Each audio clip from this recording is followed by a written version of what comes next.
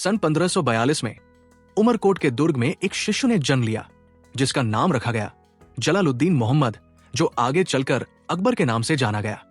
हुमायूं की आकस्मिक मृत्यु के पश्चात मात्र 13 वर्ष की आयु में अकबर को दिल्ली का सिंहासन प्राप्त हुआ। बैरम खां ने उसका संरक्षक बनकर मार्गदर्शन किया। उसी समय हेमू ने दिल्ली पर अधिकार कर लिया था। पानीपत की द्वितीय युद्ध 1556 में अकबर ने हेमू को पराजित कर मुगल साम्राज्य की नींव पुनः सुदृढ़ की। अकबर ने युद्ध की अपेक्षा संवाद और समझौते को प्राथमिकता दी। उसने आमेर के राजा भारमल की पुत्री हरकाबाई अर्थात जोधाबाई से विवाह किया। महाराणा प्रताप ने कभी समझौता नहीं किया और 1576 में हल्दी घाटी का युद्ध हुआ।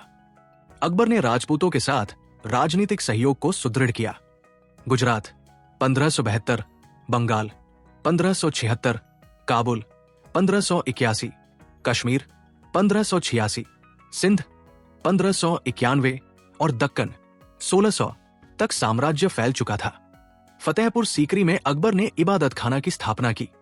ये एक ऐसा स्थान जहां हिंदू, मुस्लिम, जैन, ईसाई और पारसी धर्मों के विद्वान विचार विमर्श करते थे। 1582 में उसने दीन इलाही की नींव रखी, जो सभी धर्मों की श्रेष्ठताओं को समाहित करता था। उसने 1564 में हिंदुओं पर लगने वाला जजिया कर समाप्त कर दिया। अकबर ने टोडरमल के माध्यम से दशाला प्रणाली लागू की, जो फसलों के आधार पर कर निर्धारण करती थी।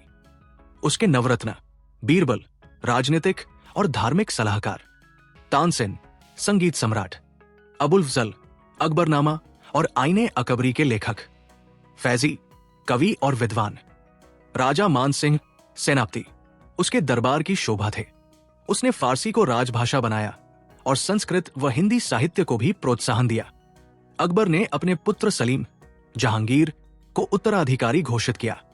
1605 में उसका निधन हुआ। उसका मकबरा आगरा के सिकंदरा में स्थित है।